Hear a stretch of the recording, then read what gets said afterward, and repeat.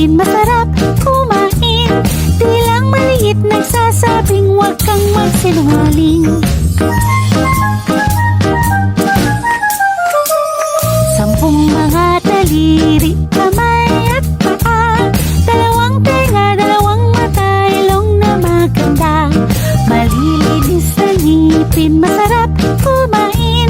Tilang maliit nagsasabing huwag kang magsinungaling.